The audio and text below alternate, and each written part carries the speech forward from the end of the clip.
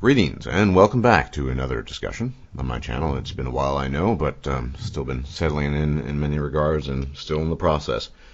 I am joined today by a friend of mine, a rather remarkable young man who has a rather remarkable tale to tell. And beyond that tale, we will be diving into some other topics that are related and intertwined with the topic at hand.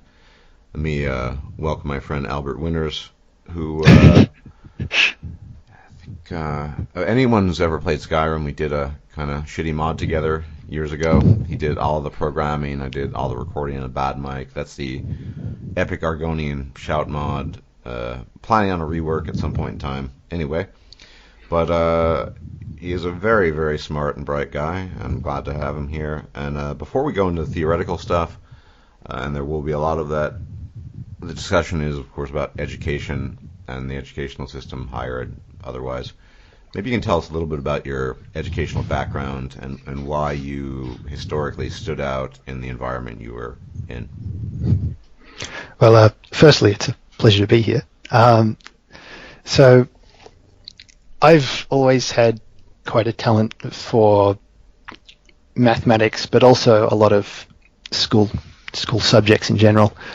I suppose I might start with primary school. When I sort of, by my second year of primary school, I think I was, let me start with my location.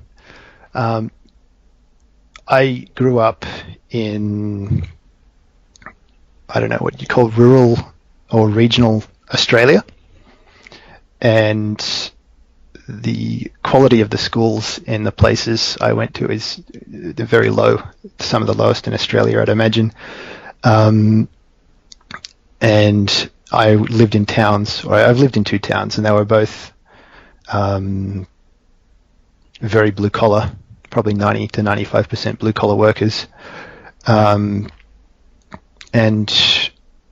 yeah, when I started, after the first few years of primary school, I was essentially doing the highest level of maths they had available at the primary schools. And after that, they didn't really have any resources for me. So I just sort of glided through my maths during primary school. I didn't have parents that were very, well, they encouraged me, but they didn't really care to give me much in the way of intellectual challenges. I had to find them myself. And you did learn to become a plumber, though. I did, yes. In my gap year between high school and university, I did do some plumbing. It was actually reasonably enjoyable. I enjoy fixing things and solving problems, so it wasn't too bad. But yeah, I just sort of ended up not challenging myself much during primary school, just because there wasn't an environment in which they could sort of handle someone with my level of abilities. And then in high school, it got a bit better in high school. I had a very good math teacher for my first 2 years of high school, so I was, rushed through a lot of content because I could, and was, doing the highest level of math they had available at the high school for me pretty quickly. But after that, the teacher that I had for those first few years retired after that and left the town. So I ended up with the remaining teachers who weren't good. So I just had to fend for myself mathematically. And then in all of my other classes, I was essentially gliding through as well because they weren't too difficult, and they were tailored for students who were both uninterested and not the brightest. Yeah, there are a lot of quite low intelligence people in the town just by dint of sort of the smarter people leaving very regularly. Well, I think that this is, I don't mean to interrupt, but this is something that you see. I've looked at, you look at IQ studies, and the highest concentration is always in urban areas relative to more rural areas. It's obvious why, because the types of jobs, as a rule, that are available in urban centers are cognitively more demanding than raking leaves or whatever it might be. So that just seems to be a natural tendency that you could observe across not just Western, but it happens in China too, societies. So yeah, and so after that, I essentially just ended up finding my own content in maths, at least, and in other extracurricular stuff like programming and computer science. I have a big interest in computer science. I'm studying essentially electrical engineering and computer science at the moment. And I did a lot of stuff related to that. Did some competitions and things. What else? So in high school, out of water, basically. Yeah, in high school I was pretty much just alone academically. And that did have some interesting social repercussions. I think I wasn't bullied at all, but that's probably to do. I'm a rather large person, and I did play sports, but I didn't get along socially with anyone really. Or I had a few people I got along with because of things like video games. And do you think that had you had a smaller stature and had not participated in sporting events, that you would have been? Yeah, I would have definitely been a target. I'm just because of my stature and I think I've ever asked you, how tall are you?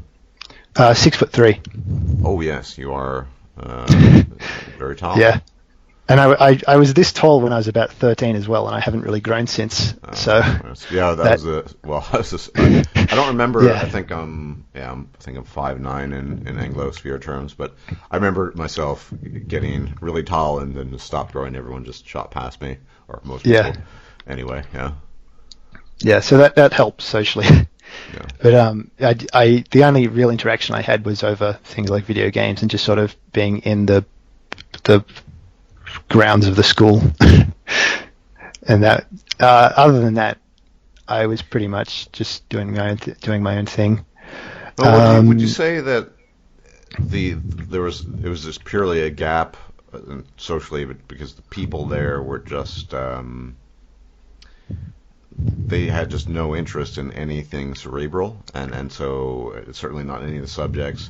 Because I remember going to school myself, and there was always the majority of people, of course, were always disinterested in everything. That's just the nature of school and giving everyone education, which is an issue I have. But there would be the odd person or two who had, say, an interest in history, or the interest in maths, or this person really liked biology.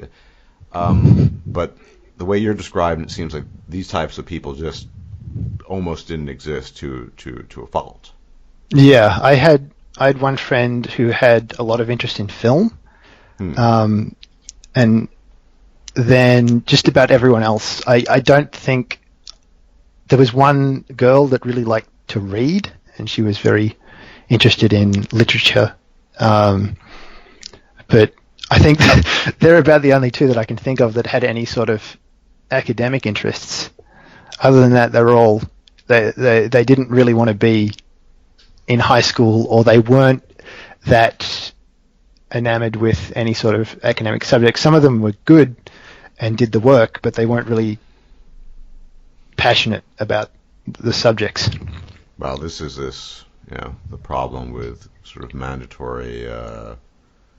Their education, of course, there are problems when you're not in a mandatory fashion educated, but yeah, neither here nor there. Yeah, interesting.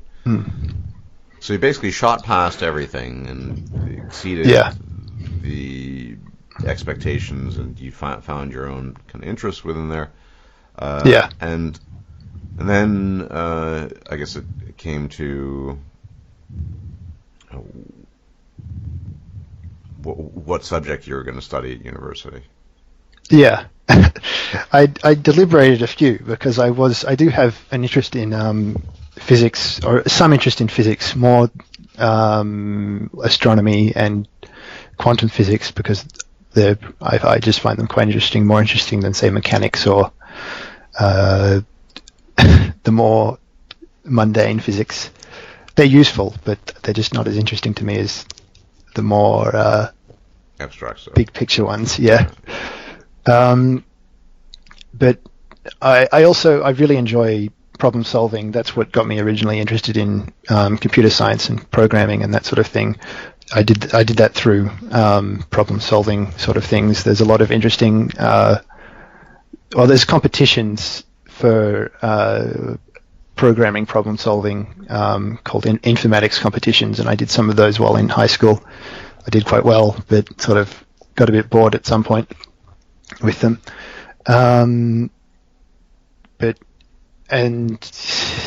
So that's sort of why I'm studying engineering at the moment, is because I really enjoy problem solving and making things and designing things, and engineering seemed to fit.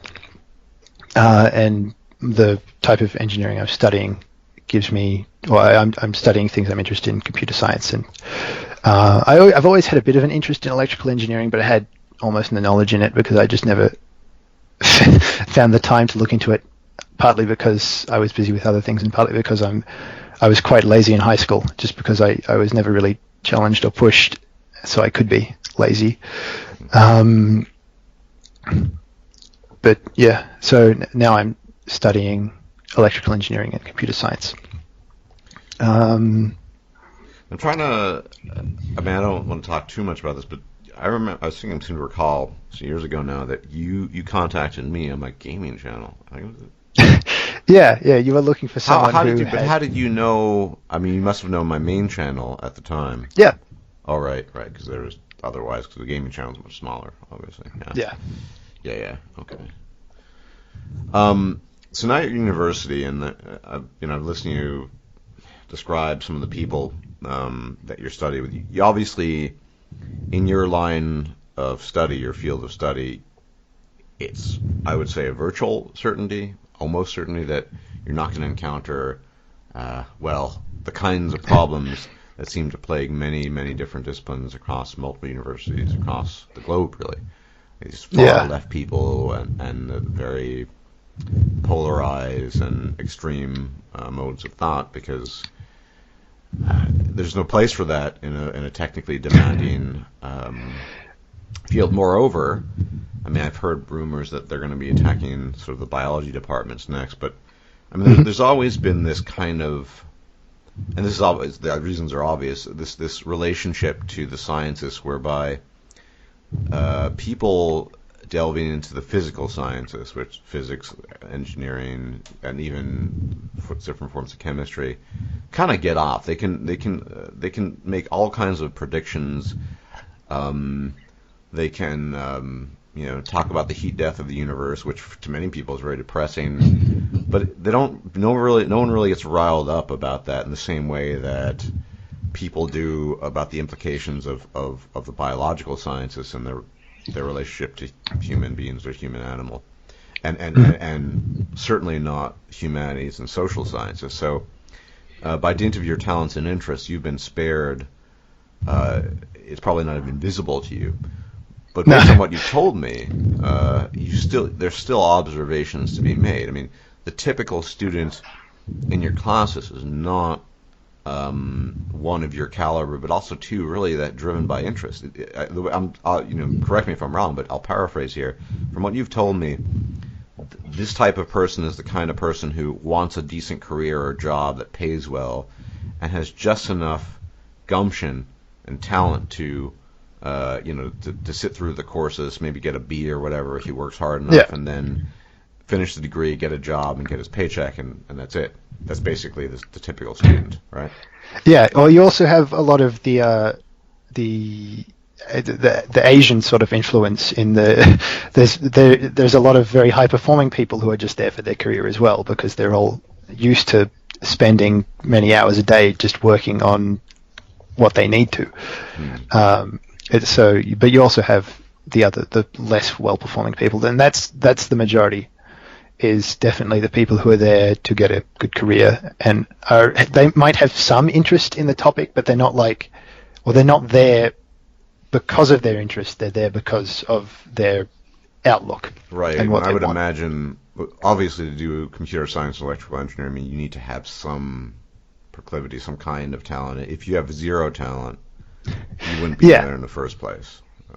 That's what psychology and English majors are for, right? Yeah. But and I think this is, this is part of the problem that we'll get into. But so you find yourself, even in the context of university, even in a course that presumably taps into your interests for the most part, no sort of intellectual kinship with the people there.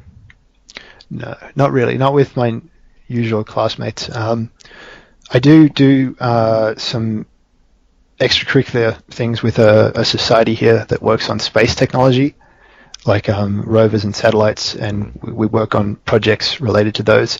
And there are students there who are genuinely interested in the engineering and the subjects in space.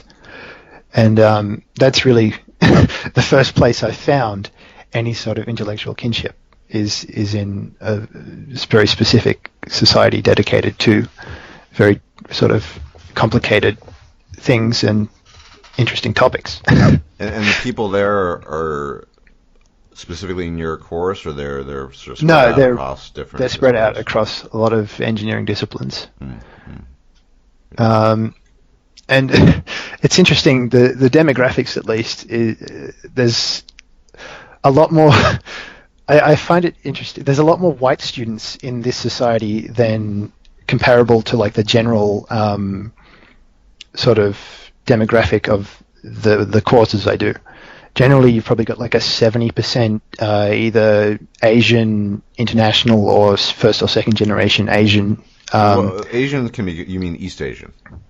East Asian. Right. You have some South Asians as well. They're Okay. probably like more of a 10, 15%. But there's a lot of East Asians around generally. But in the society, the Space Technology Society, there's it's probably more like 60 or 70 or 60% Caucasian, and then some East Asians and some Indians and that sort of thing.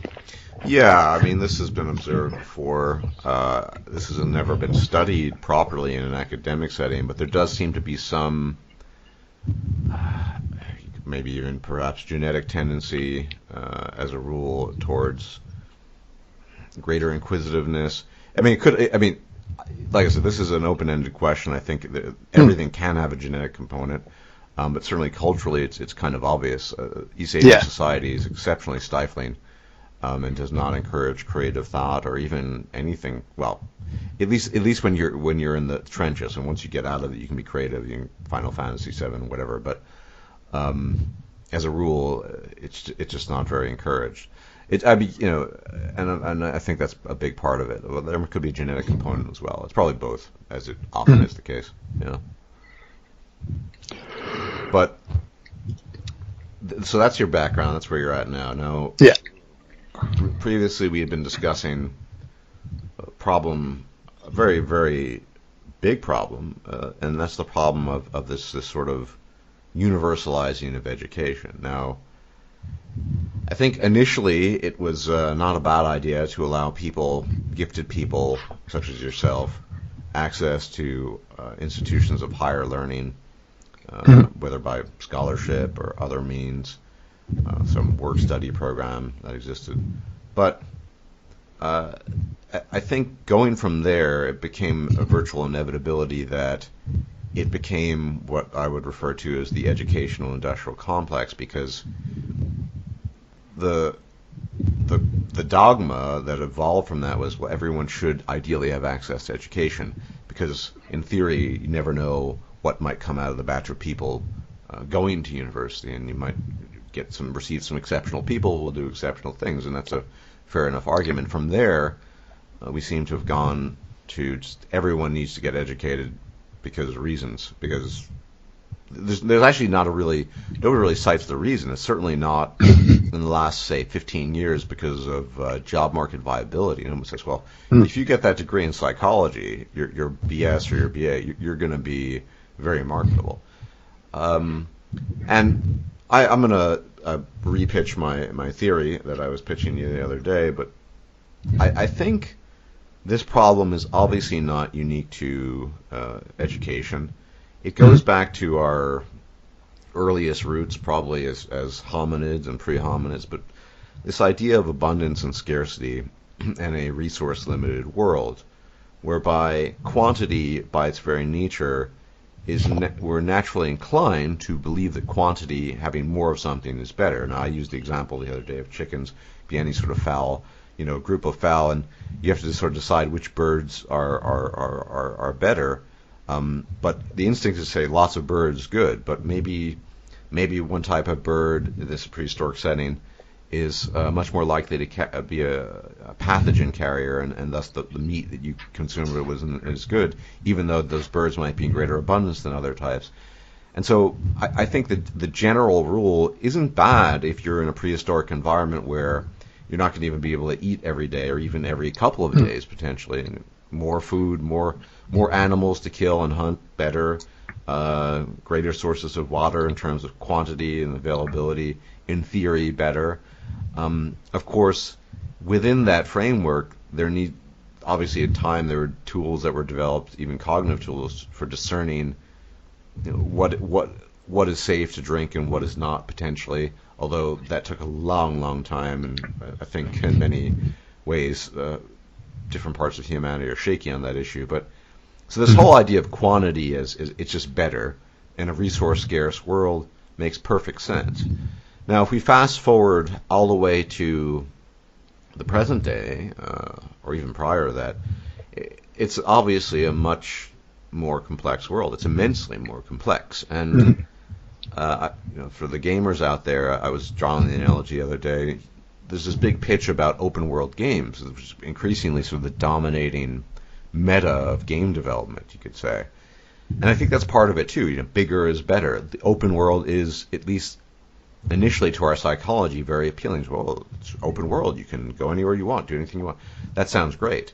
But even the best of open world games, like Witcher 3, suffer from certain deficiencies. It's just not very flavorful. It is even Witcher, in the case of Witcher 3, which I like a lot, a lot of just sort of quantity over quality. Take this contract, do this. The dialogues are slightly different, fair enough. If you're going to make an open world game, I think that's the way you're going to make it, because it was really great for what it was. And so the loss of sort of linearity in games and storytelling in general. And then we go to university. And I think this is why the resource scarce mindset that goes all the way back millions of years is the issue that afflicts people when it comes to university. Which is, well, why shouldn't everyone go to more is better, more universities, more people attending university.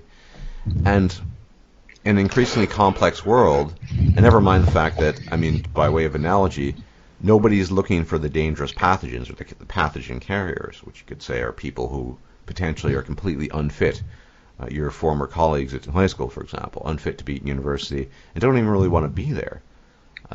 So really what we have, as is often the case, are leftovers of psychological traits that developed in a resource-scarce environment in various places in the world, where it was useful to think that more is better and quantity is in itself a good. Although quantity is obviously not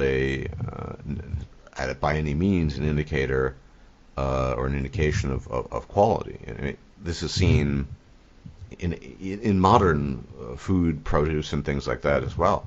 So, yeah, I think this is the issue that we're facing. That's my hypothesis, that why people have been so bamboozled by it. It just sounds good to the ears. More education, more of this, that's good. More open world, great. And then you see this in fast food chains as well. This meal, including fries, onion rings, and a cheeseburger for only X price. More is better.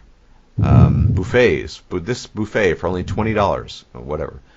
So I think this is just our mass psychology malfunctioning here, because we're just sort of taking in this dogma, and then of course comes the problem comes of profitability. Now, profitability, and we've discussed this, it's very strange because it's very difficult to say. It's easy to say this type of chicken meat or animal meat is better even if it's in lesser quantity than another type. For example, going to a top-notch steakhouse in New York, getting high-quality meat, even though it might be of lesser quantity than a bunch of McDonald's meat burgers. Well, it's obvious, right? But it's really hard to say. Well, $100,000 is worse than having $100. I mean, almost by definition, it's better to have more money. Now, there are, of course, other things: more money, more problems, things like that. And we've talked about when you're resource limited, that you're more likely to innovate, and I think we'll get into that in a bit. That's a huge issue concerning university. But as a general rule, I think this is what people have fallen for. And there doesn't seem to be a way out. I mean, apropos lack of desire to innovate, well, why should they innovate if the money is just flowing in? The universities, why should the system be challenged? It's comfortable. They're making tons of money. All those East Asian students, they're paying full tuition, by the way. Yeah. So, and this isn't just in Australia, it's in the UK, Canada, United States, it's across the board. So there's no incentive to motivate, and there's no incentive for game developers to innovate either, because, open world with microtransactions seems to be very popular. Someone's going to pay for it. Apparently people are. So you get sort of lockstep into a rhythm that there's no reason to break out of, because why would you? You're making tons of money and things are going well, in air quotes, going well. Any thoughts on that? Yeah, I think that is probably one of the major driving factors of the massive boom in university education. It's kind of complicated. So the way I was thinking about it after you brought this up yesterday is that I do like the utility function. If you think about a utility function, which is an economic formula, which usually is. Or I'm going to refer to it in the artificial intelligence sense here. It's just a method of determining, or it's a method of ranking world states. So it tells you which if you have two different states of the external, you can rank which one you prefer. And so you use the utility function to tell you which of these two world states is preferable. And the thing about that is that it's very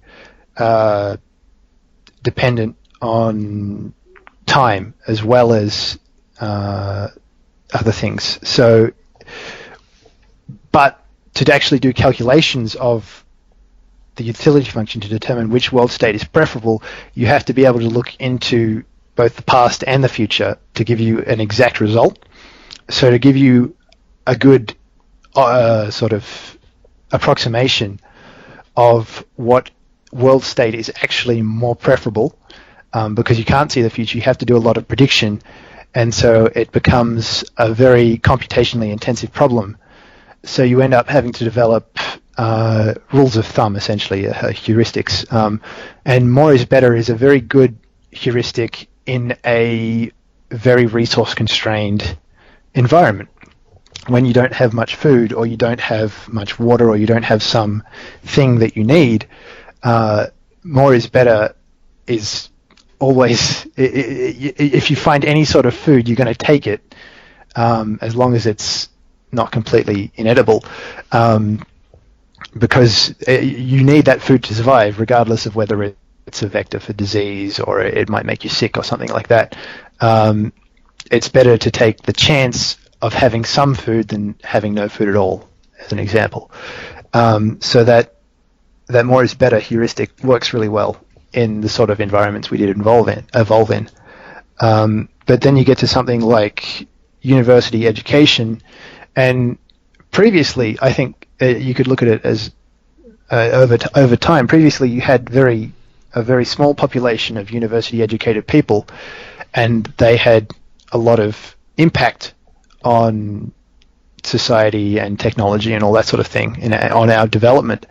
And then, but that was very resource constrained. It was a lot of work having to put. You had to be very exceptional, and it was a lot of work to go through the university process.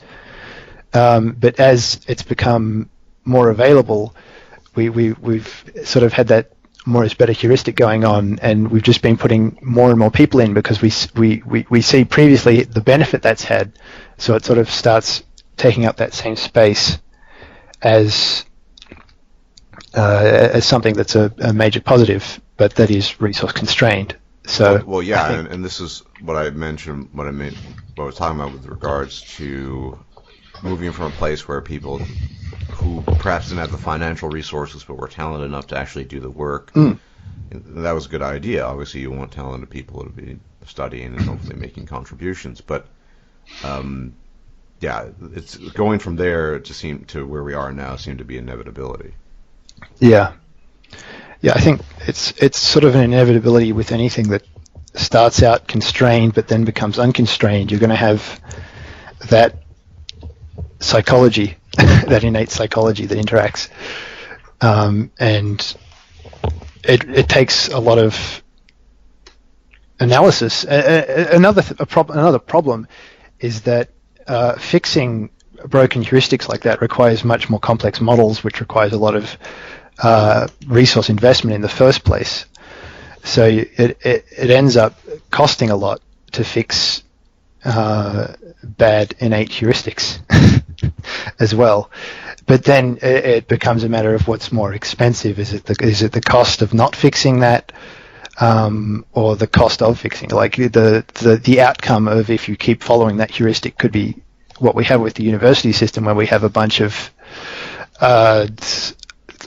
people who aren't really learning anything useful, but are taking up huge amounts of resources, or the cost of fixing it is somehow it may be exceptionally costly, because you'd have to overcome the innate social inertia that is the sort of the more is better phenomena being applied on a huge society-wide scale. It's even worse than that. It's not just a question of pure utility and sort of the common sense use of the word, because I mean, you could argue, I do think literature has a place, but most of the people studying literature are completely incompetent buffoons. I have a friend, he's reading, that's very English, he's doing history in the United States as a degree, and history is kind of one of those throwaway subjects. It can be, it doesn't need to be. But the people, it's almost as if these people have speciated and belong to a different subclass. Out of these people, I've read some of the things they've written. I hear stories, and I mean, talk about not useful. They can't. But because history, for example, English, whatever, is more accessible than your subject, you find these people by the droves. I mean, these are the types of people that you can't even have a conversation with them. Hey, bro, you finished that midterm? Yeah, no, I was wasted, man. I got a D, man. It's like, okay, dude. Yeah, that type of guy. Or, well, the female alternative counterpart. Yeah, it's not just. I mean, I think every subject has a place, but if people can't, I know. But this is my own sort of pet peeve that I don't like the way humanities has been turned into this meat grinder for idiots, basically, who have no interest in the subject matter. And the amount of crap they're allowed to get, people not even reading the assignments, it's absolutely insane. Anyway, it's a bit of a rant, but yeah. I think you do have a little bit of that bleeding over to my subject areas as well. Just from my judgment of sort of the difficulty of the exams and the type of assessment going on, you can get away with not doing everything, not understanding everything, not being very good at a lot of things. You can still scrape through, having sort of you still need some sort of mathematical ability, and some ability to logically think and sort of that sort of thing. But it's definitely not up to a standard that that I was expecting, at least. Well, I think in your case, in the case of your subject matter, you need some sort of baseline cognitive capacity to even do the problems and to solve the problems. Whereas I would say it's more difficult. It certainly isn't in most ways, but to understand, say, history, causality, there's a lot involved in understanding historical processes, actually. But you can still sort of cruise through a class doing almost nothing, because to actually be good at history and understand it requires a lot of engagement. Whereas I imagine, particularly in the case of the East Asians, you learn by rote certain formulae, and you just knock it out enough times that it just becomes a complete habit. It's like learning certain mechanics in a video game. You do it often enough, you're just gonna improve. And that it's sort of a set formula. Whereas something like history, to actually be good at it, it's much less formulaic, and so it's also, as a consequence, in some ways more accessible, because provided you've gone through all those sort of rote learning methods that are employed in East Asian society. Well, okay, then don't need to think much more beyond that. Here's a problem. Oh, this is the formula to apply. It's a lot less creative than it could be. Well, the thing, basically. Yeah, well, the thing is, you get a lot of people whose major sort of preparation for their exams and assessments is just to go through the previous exams and just work through a bunch of them until they've got the methods down. And that sort of, I dislike that, because there's much more sort of conceptual structure around everything, that if you have an understanding of that, you can sort of much better extend and sort of extend your thinking on the subjects, and you can make it interact with other subjects much better than if you just go through the methods. And you do get a lot of people who just get through the subject because they understand the methods, and that is sort of all you really need for a lot of engineering. For a lot of the complex analysis in mathematics, in engineering, you only need to know the methods and how to do them properly to utilize them as part of engineering. But there's so much more conceptually on top of that you could learn, and you could approach the subject from that conceptual side that a lot of students don't. Yeah. There's a term that you coined. It's not escaping me at the moment because I'm tired and I haven't eaten in 48 hours. Is it optimizes? No. Linking. Linking, yeah, conceptual linking. Conceptual linking, yes. That's something that occurs across, well, basically every discipline, from humanities to the deepest depths of the hard sciences, potentially. But I think conceptual linking is the unifying principle in what makes a thinker a potent thinker, and somebody who can actually do something, at least potentially, groundbreaking.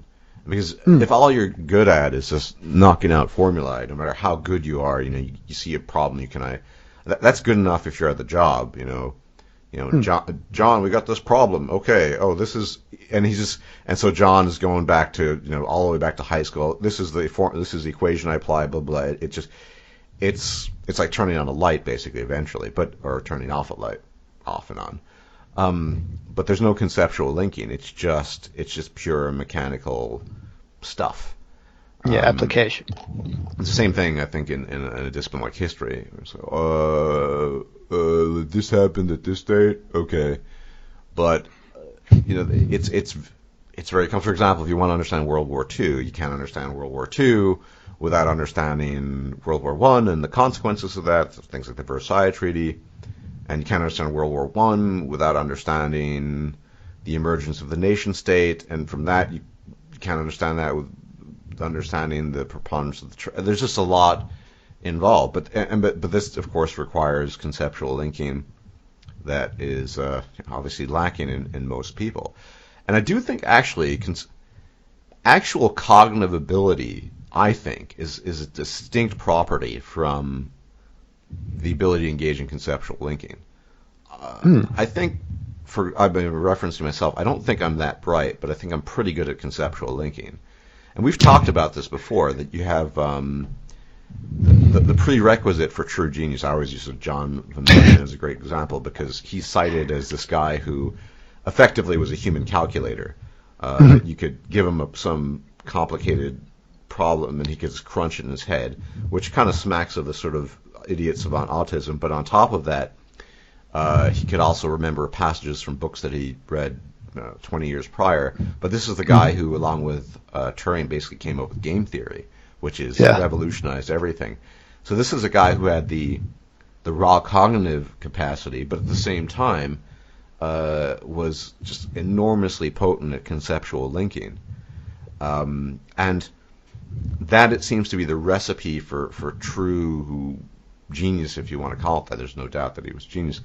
And then you can have gradations of it. I mean, at the very bottom end, you have neither the cognitive capacity nor the conceptual linking capacity, and then all the way up to John Van Neumann.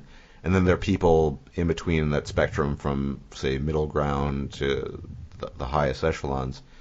But I would argue that university actually is the place for ideally should be the place for people with at least above average cognitive ability. I don't think they need to be genius, but really are strong in conceptual linking, because that's where ultimately a lot of the work can get done. Because once again, I would argue that slightly higher than average intelligence, but much higher than average conceptual linking ability can potentially deliver better results than almost no conceptual linking ability, but just raw cognitive ability to crunch numbers or whatever.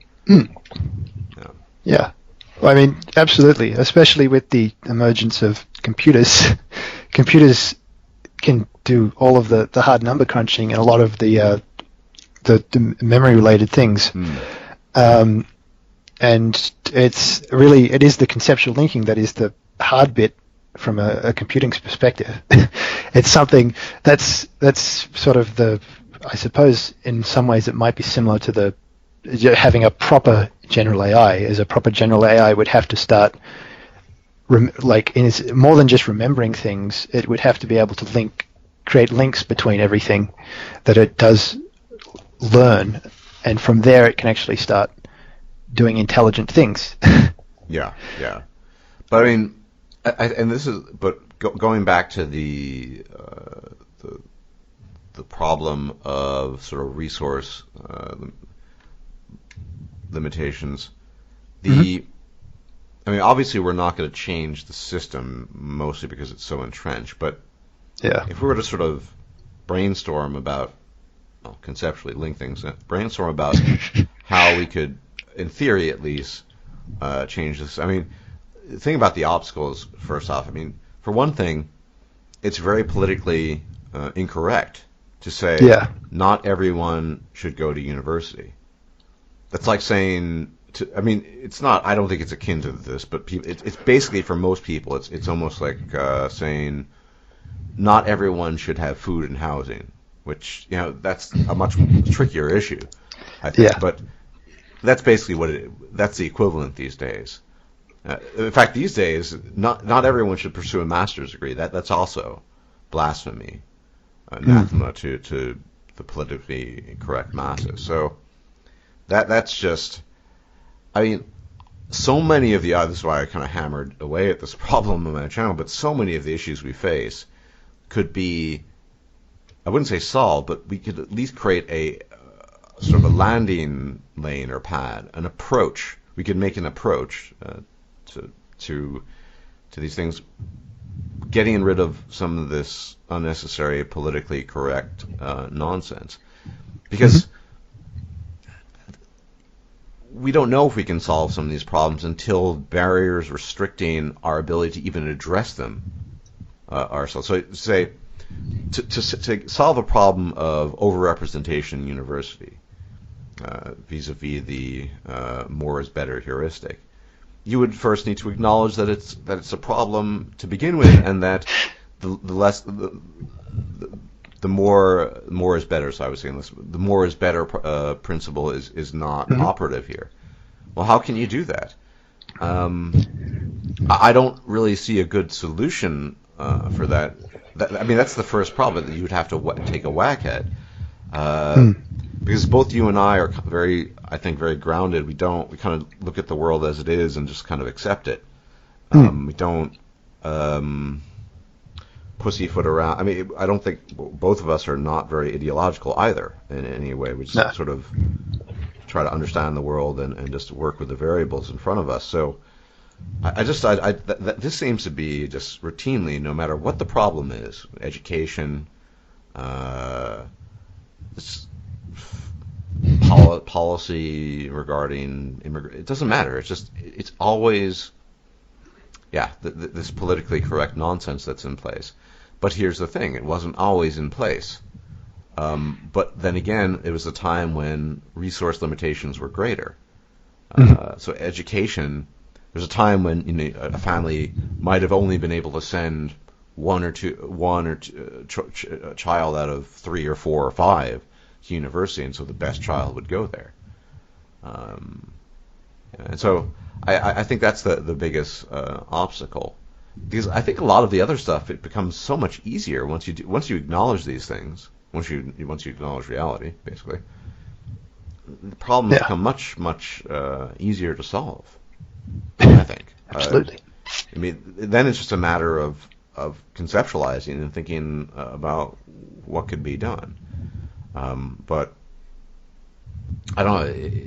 And this is the problem, because for people like you to be able to do your work in an abstract environment, working with theoretical stuff and physics and engineering, there needs to be an atmosphere that cultivates that. I mean, sure, you can cultivate your own atmosphere. You can, as you do, you meet up with your group and work with them and what have you. But here's the thing. It's once again, how do you beat this? I say the thing with the drug war. I've mentioned this a million times. It was a broken record, but I don't think you ever hear people these days, at least in the American political scene, saying that the war on drugs, which was announced by Nixon, I think in '73 or maybe it was '72, but it's been around for about 45 years, give or take. Nobody thinks it's effective in combating drug use and drug abuse, or the illicit sale of drugs. We know that prohibition historically that didn't work with alcohol and create all these problems. But people just do it because it's a habit and it's easy. Just continue the habit. So I talk about conceptual link. Well, how do you brainstorm? How do you break political correctness? So there's a challenge for you. Oh Jesus! That's how do you break political correctness? Because before you proceed, I'll offer the caveat that the alternative to political correctness is some other version of it, effectively. Because at the moment, as you can observe on YouTube, it's mostly an internet phenomenon, but certainly in real life as well, you have this kind of hodgepodge of alliances between people that don't necessarily see eye to eye on every issue, but there's a sort of, you could look at sort of the quote-unquote skeptics, the alt-right, MGTOW-minded people, men's right, all these people that sort of fall into this vague camp of not really aligning with the current meta of society, if we wish to refer to using gaming terms there. The meta of society is basically far left thinking and being politically correct. But the alternative to that, I think, if you study human history, would not be what maybe you and I would favor, this sort of work with the variables of reality and set aside ideology, but some alternative ideology that would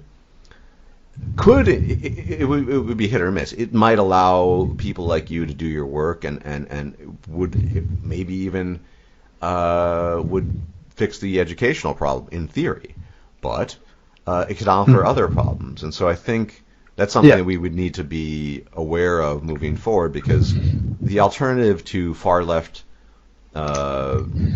dogma which is everywhere now, might be better in some ways and might be worse in others. And so we need to be cognizant of that, I think. Yeah. Well, firstly, I mean, if you did want to attempt to get to a position where you had a society that was just examining the variables and was at least attempted to minimize sort of any sort of bias in their analysis, this is something you've discussed a lot, is you essentially have to move away from human nature. You have to find some way to repress or remove a lot of the innate psychology, because it's flawed. developed. I mean, the example you cited with physics the other day, with regards to, oh man, I am old, tired, and fasting. So, what was the example you cited? The natural inclination. Well, there's one with the ball. The perception. The ball and the feather. The ball and the feather, right? That you think the heavier the ball is going to fall faster than the feather. Yeah, we have an innate sense of physics that's developed on Earth that has gravity and it has drag, and we know how a ball's going to act when we throw it when we're on Earth. But if you look in other situations, different gravities, no gravity, different compositions of atmosphere, you have the ball acting in different ways that's going to not be how you expect. And so I've always found that fascinating, that our sort of psychology of physics is literally a psychology confined to a speck, less than a speck, in an incredibly vast cosmos of where gravitational forces are completely different, sometimes completely absent. It's bizarre if you think about it, but I mean it's how we, but so too with basically everything else.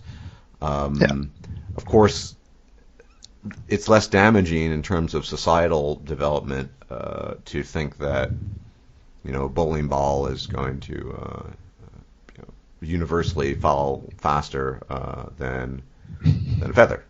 But and I think this is something that disturbs a lot of people.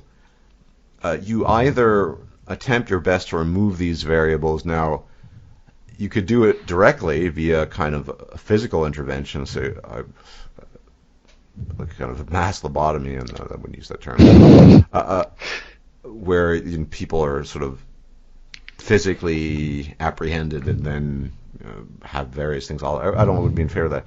I think that a lot of the problem is always democracy, that there are too many. This is the same issue as educating. Everyone should vote. Everyone should have a say in things because they exist. That historically had never been a view, because in a resource-limited environment, and up until now, I mean, increasingly resources are growing rather than disappearing. And I can head down 2 blocks and I can find a veritable feast, provided I can pay for it. Like berries and pre-prepared meals that aren't that bad, and all these things. So I think politically that would probably be the easiest, and it wouldn't be easy at all, but the easiest thing to facilitate would be removing the ability for people to vote unless they pass some sort of cognitive or conceptual test, such that they basically have no say in policy, because they're just not capable of grasping the implications of policy. The same thing, and then from there, it would be rather simple to remove the universal access to education that is basically ruining education. Because in that case, well, there would be an understanding that not everyone is fit to vote or decide policy merely by existing. So too would it be the case with education.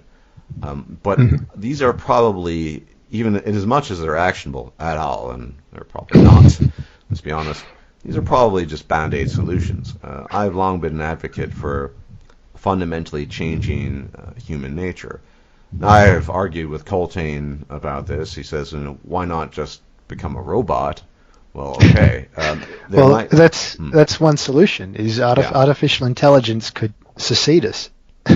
Well, yeah, because they would have. As you know, there's the problem of alignment, and that's probably the biggest concern with general AI for people working on general AI is the problem of alignment, because humans obviously, by the way, that for the problem of alignment is basically aligning the personality and basically interests of the general intelligence with those of humanity. And there are vastly different perspectives on this. You have people that completely panic about this, saying that there's just no way we could ever solve the problem of alignment, and computer overlords would destroy us. And then people say, well, it's not that big a deal. We could do this and that. But yeah, it is a solution. And I mean, I wouldn't necessarily be opposed to that, if only because I think the name of the game is consciousness, and the ability of consciousness to project itself onto reality and ultimately master reality in every respect. If there is a being, artificial or otherwise, that can do a better job at it than we can, it's not a question of deserving so much as, well, we better have that. It will, by its fundamental nature. Precisely, it will do that. I think a compromise, and I'm all for compromise, is some kind of synthetic merging. There are lots of games that sort of play this scenario out. But the problem really is that as long as we're just these, let's face it, very limited animals that have these deep-seated psychological and physiological needs and also limitations, I just don't see with these restraints us really going forward, because we need not everything is a numbers game, but we need greater numbers of people who are going to be able to connect the dots. And there are other solutions. I mean, this is completely theoretical, but as germline editing, basically a form of gene technology, as well as CRISPR and all these things are developed, and there's obviously a taboo here too, but we obviously know that there's a huge genetic component to intelligence. Well, if you could find a safe way, and this would take a long time to via some very simple procedure prior to conception, just enhance people's intelligence en masse, that would be a possible solution too. But once again, genetic enhancement seems to me to be following a very predictable pattern, whereby people's greatest interest is in correcting deadly diseases. I also think, referring to our foibles, a lot of people would use it for superficial reasons, like being taller or having blonde hair or whatever. And then maybe at the very end of it all, people would actively invest in cognitive enhancement, where effectively you could take, to the extent that you have the resources, the money to do it, your fate to your own hands, rather than be subject to the willy-nilly rules that have been imposed on you by reality and chance of your genes. That's another. I think that's probably a more accessible and reasonable way of going about it than just having sort of robot overlords replace it. It's certainly more palatable to most people, I think. But even then, they have reservations. In fact, this is a common meme. They just released a new Overwatch hero, this Moira, new support hero, who was ejected from the Overwatch team because she's a geneticist. She was pursuing genetic research that was deemed immoral and broke the rules. And so enhancing genetic in different ways, whatever. So there's a very strong, quote-unquote, ethical concern with this stuff. But I think that's inevitable. I don't know about general AI, but then again, I'm not an expert in it. But I definitely think that genetic enhancements of various sorts are definitely down the line in the next couple of decades. And yeah, some people will opt for. The problem, once again, is even opting for. I think the people who are going to opt for intelligence are the same types of people that are the type of people that would merely chase profit as a means in itself, right? The people who, the guys. I want a son who can who can crunch numbers like a maniac and predict the stock market to a T so he can that kind of thing. Yeah. There might be something that, well, no, everything has a genetic component, but I think more than intelligence, we just talked about this, the creative spark, right? That interest in the abstract. Until we can locate that, find the locus of it in our genome, merely enhancing intelligence might not be enough. I mean, because John, what the impressive thing about John von Neumann is, he could basically do things in his head that you could do with a solar pocket calculator. Well, that's impressive as a human being, but so what? You have your pocket calculator, you punch in the numbers, whatever. So what might really be the glue that holds it all together is the creative spark.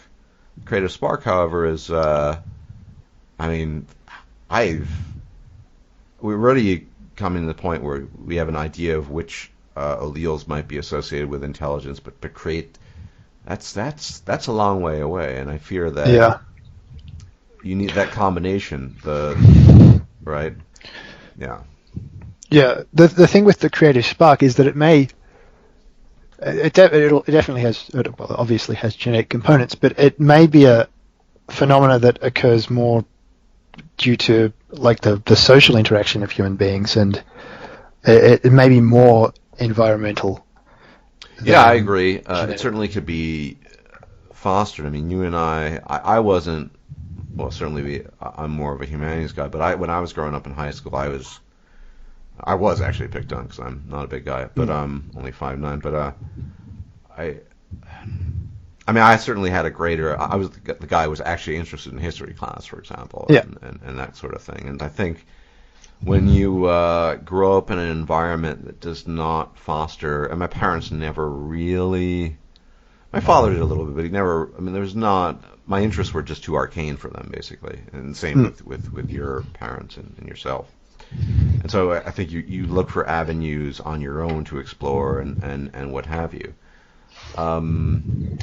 I still think that would be inferior to an environment that actively encouraged and fostered that, but there's no doubt that in this particular regard, the whole creative spark might be something almost that has a large environmental component. And for example, you look at some of the John von Neumann among them. There are a bunch of them physicists coming from that area of the world with a certain genetic profile, albeit, but still, all coming just from almost a tradition of thought. And one has to think that there's something about that time period and that environment in the Austro-Hungarian Empire that bred, that it's contributed to whatever was sort of present genetically. Leading up to something of that was really impressive in the end game, and that just doesn't seem present anymore. And so, once again, we get back to policy, right? You want that an environment that at least is not hostile to that, because.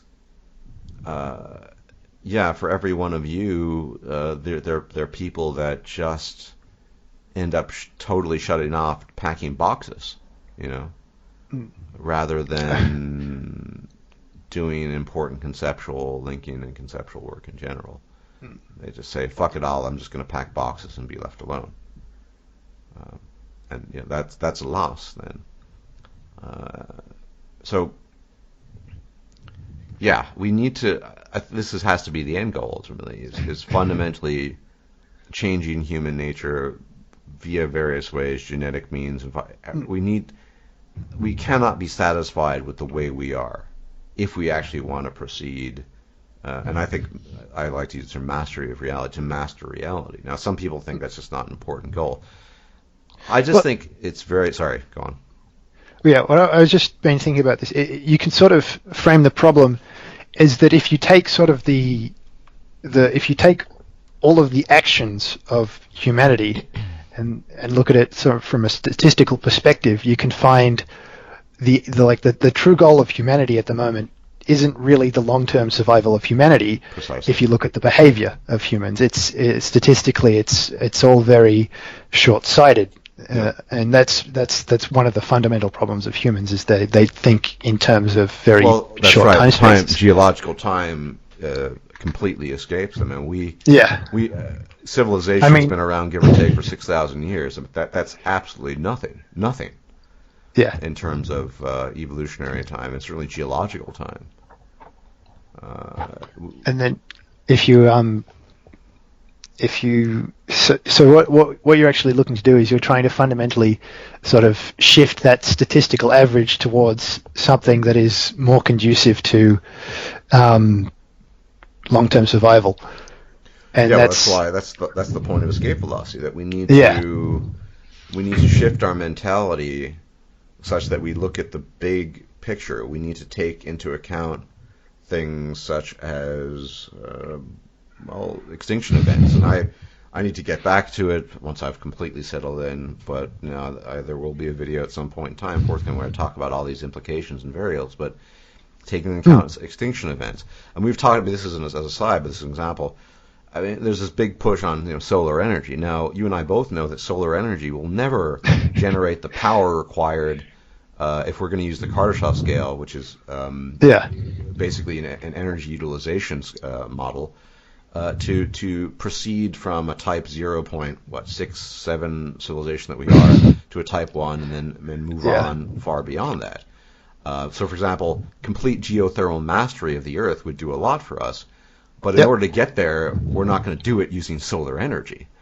So it's we're short term, and we like our sort of witty, short, emotional anecdotes. Oh, solar energy makes me feel good.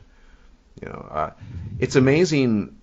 Look, I think I watch one video. I get these in my feed. There's this institution in the United States called Hope for Paws, and rescues animals off the street, mostly dogs.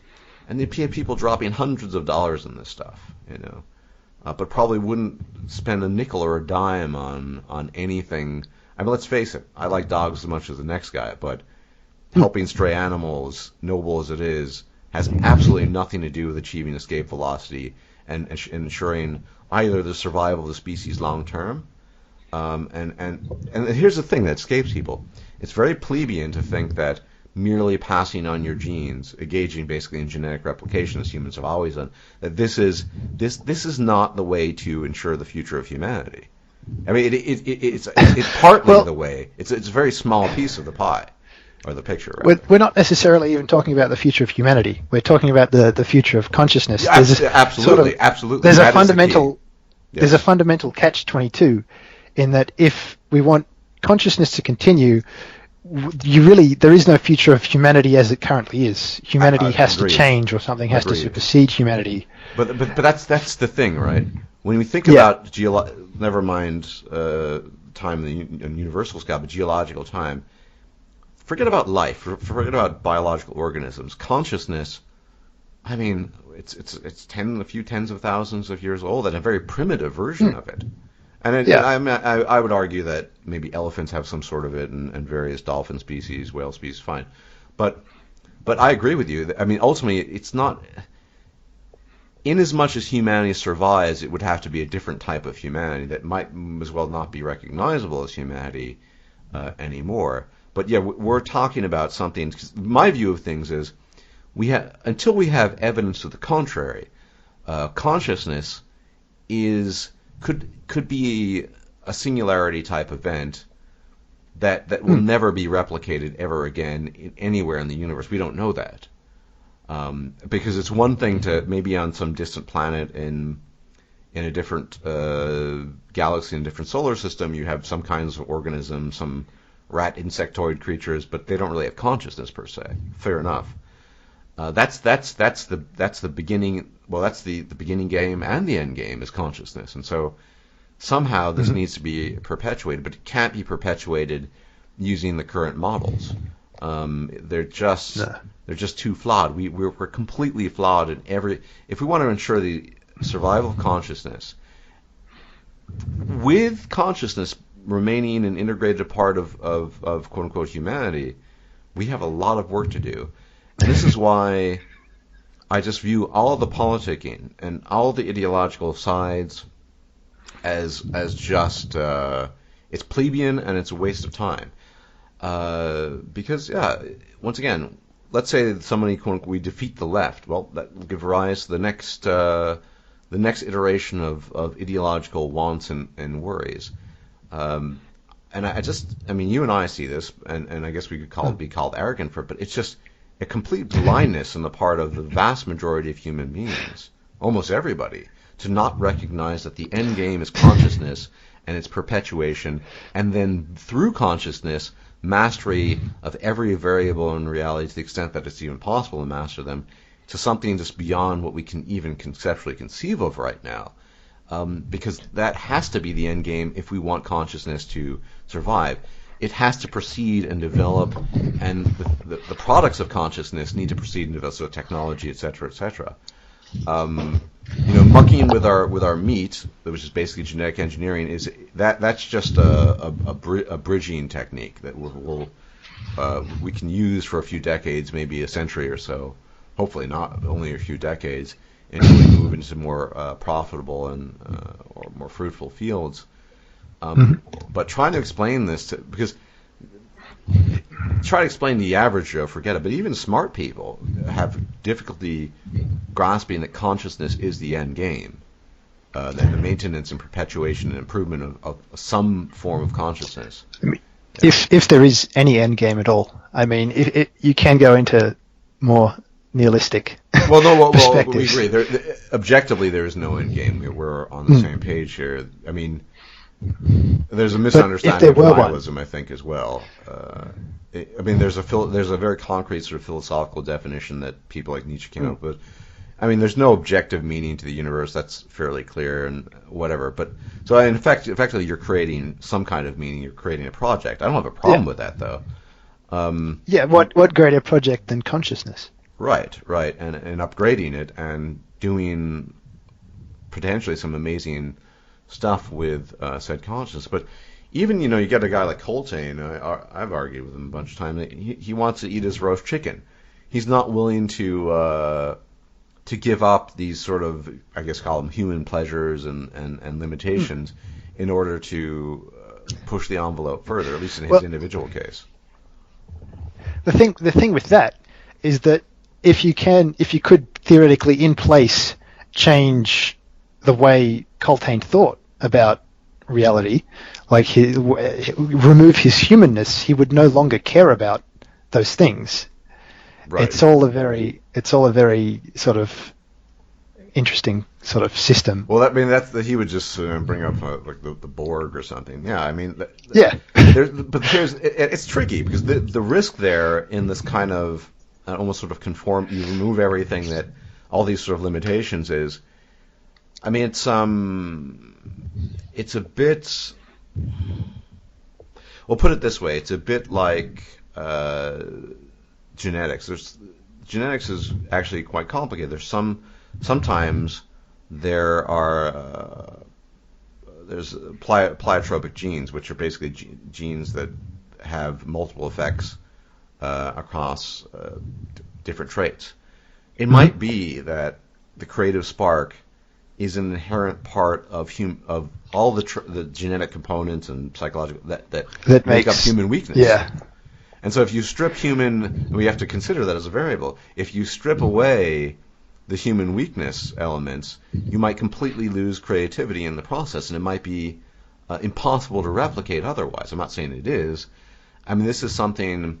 There might be effectively a pleiotropic effect to developing a higher state of consciousness, whereby you lose the essential component of ability to be creative and conceptual link. I'm not sold on that, but you have to entertain that as a possibility. But wouldn't the existence of, say, you or me in some way be counteractive of that? Because only partly, because you and I both suffer. I mean, but it suggests that there is some direction you can go, and there is the possibility Well, there's a possibility of a more limited state of being a human being. I mean, yeah. But we both suffer from issues that afflict human weakness. I mean, yeah. I mean, CS:GO, right? Well, I don't know. It depends on how you look at it, right? At the moment, I'm in my free time, I'm grinding at Grim Dawn, and that is just you gotta wonder why one plays a game like that. Anyway, but yeah, there's definitely human weakness, but there's certainly, it might be sufficient, for example, to have people. I don't want to put myself on a pillar. I'll put you on a pillar. Put people like you. Doing these things who can at least partially exclude some of these natural inclinations and foibles and weaknesses, and retain some spark of the creative and the ability to conceptually link, rather than to completely delete it all. But even then, you would have to figure out. Here's what you have to figure out for that, though. You'd have to figure out all the environmental variables, and you would have to figure out the genome too. You'd have to figure out what genetic components are here, how do they interact, which is complicated. It might take another 50 years to figure all of this stuff out with the genetic components, the environmental interaction with the genetic components. But once again, you can't figure any of this out if we live in PC world, because you need to acknowledge that everything has a genetic component and as well as an environmental component, and you have to acknowledge that you have to figure out how it interacts. Jordan Peterson always brings up this number, which is interesting. He says that according to the U.S. Army, if you have an IQ of 82 or lower, you basically can't do anything and you're fucked. And it's something like 10 to 15% of the American population. Well, unless you acknowledge that, in fact, I've been, well, I probably won't end up making the video now, but basically we might need to arrive at a point where scales shift and change, and so you say, a person of IQ of 82 is basically mentally retarded or disabled or something like that. And so there could be a complete shift in perception, but you need to acknowledge that some people are dumb. And it's not their fault either, but you need to say, just like a person who isn't a fast runner isn't a fast runner. There's no shame or glory in it either way. It just is what it is. This is starting to sound like universal basic income. In a way. Well, I think it's in the interests of long-term of humanity and more importantly consciousness that we have fewer and fewer dumb people, and to the extent that people are dumb and it's obviously beyond their control, that they be endowed, perhaps even through the state, I mean that might be a viable option, with the ability to no longer be dumb, so as to participate in the project of long-term sustainable consciousness and the betterment of that. Yeah, I think that universal income is, that's sort of okay, but I mean, this is obviously a much bigger picture issue. Yeah. Because what universal income would do, and I'm not sold on the issues. I think it would, if you don't address the issue of stupidity, frankly speaking, it does. You're just going to get a bunch of eaters who are just going to, keep on eating effectively. Well, I think it would remove a lot of people from. It might remove a lot of people from the higher education system, simply because. But then, a lot of the people already in the higher education system are here because of what do you call it? I've forgotten the word. That's great. Now you're still young, still have time. Remember. Yes, a desire to achieve in social contexts. Right. And you'd still have those under a system of people with universal basic income. I mean, universal basic income would be the people who aren't achieving much, who would just achieve even less. Well, yeah, really. You just reminded me of something, actually. And this is something I addressed years ago, but I think it was in the first escape velocity video I ever did. Well, there's only one, so. But I think the current reproductive methodology, is once again, is not conducive towards long-term sustainability of consciousness. I'll tell you why. No. Because obviously, in terms of sexual selection, people select for traits that promote health, what have you. But intelligence is not in terms of reproductive selection or sexual selection part of women are only interested in intelligence in as much as it affects a man's ability to generate income. So the conceptual linking isn't necessarily, can be, but an income generator. So the kinds of men that women select for are, as a rule, generally not the type who will have a greater inclination towards the types of projects that would sustain and perpetuate consciousness long term and improve it, the various states of it, and by that I mean technology and the various so yeah, that's another issue, that basically we have, and likewise men just like women, and that's not viable for long-term sustainability of consciousness either. So our entire reproductive process is wonky and totally misaligned with any long-term project to sustain consciousness. It's so. But that's got to be a sacred cow. I mean, how do you? You would need to understand all the minuscule and minute parts of reproduction, in order to fix that, and psychologically, genetically, that would be a massive project. And who would want to undertake? I mean, that's, even speaking this way, is viewed as sort of a crime against humanity. But clearly, in terms of long-term sustainability, not just of consciousness, but I would argue of the species, our current meta, if you will, of reproductive variables and what we like and what we don't like is terrible. It might have been great 20,000 years ago, not so good right now. So the more variables to consider. I mean, ideally what you would want is a kind of joint project with multiple people from all kinds of fields, historians, engineers, physicists, philosophers, if you will, though I'm not a huge fan of pure philosophy, but thinkers, if you will, all kinds of disciplines that can look at the sort of scope of the entirety of humanity going back to its beginnings, and anthropologists, what have, to try to figure out this problem, and obviously require geneticists and biologists and everybody to figure out this problem of rearranging this ourselves so as to be more conducive to other things. Now, it seems like it's far too massive a project. I mean, I think the stakes are basically are higher than they've ever been when you look at the big picture. When you understand anything about extinction events, well, I mean, we have a while till our sun pitters out, but yeah, the stakes are just a lot higher than people grasp or even care to. I mean, and here's the thing: on any given day, you're thinking about the next playing Counter-Strike, and I'm thinking about what I'm going to eat. We're not wired. Even people like you aren't wired to think in the longest term, but we at least have some inclination that it's. I think it's hard to say objectively. Because you don't really have objectivity in a meaningless universe. No.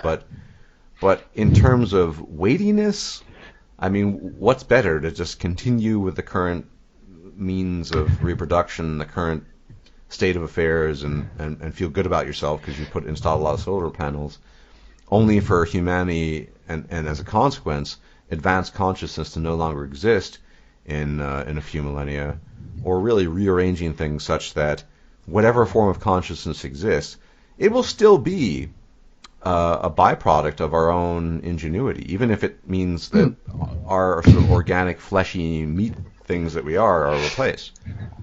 Yeah, it'll be linked to humanity, as it were. Yeah, and so there will be, as much as legacy counts. I'm not a huge fan of legacy, but people obsess about that. That's part of our poor genetic coding, of course. Legacy, genetic legacy, and people obsess about this.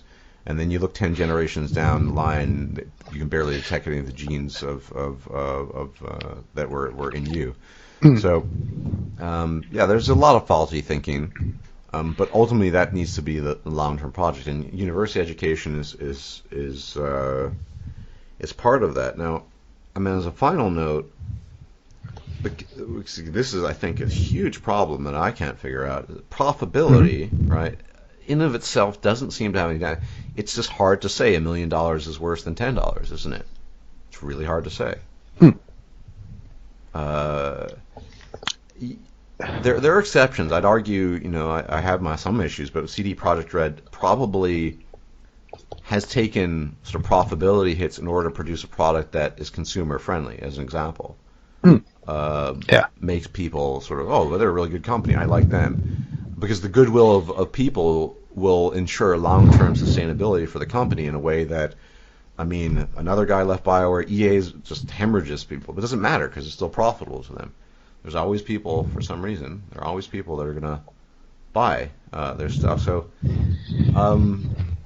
I don't really know how do you make a good sales pitch to that. Well, you're going to have to take a hit financially, but the long term, once again, we're just not that good at that.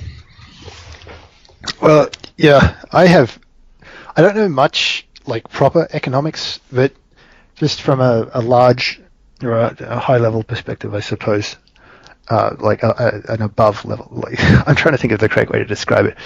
From just a conceptual level, I think there's a lot of the current method with money, as it were, just isn't a system. I don't think it's a workable system in terms of getting or forwarding consciousness. It's just sort of, it doesn't, it works. It's kind of, I haven't thought about this in a while, so it's kind of all stuck, but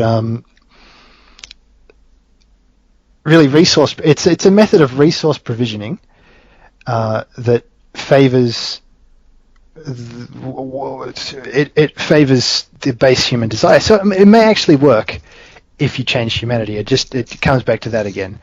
But in its current form, it's sort of something that just addresses or it plays to. Sorry, I interrupted. I apologize. Yeah, it just plays to the base human desires, which are not necessarily what. Much easier to argue that the 200-gram steak from the quality steakhouse in New York is going to be better than your 500 grams of hamburger meat from McDonald's.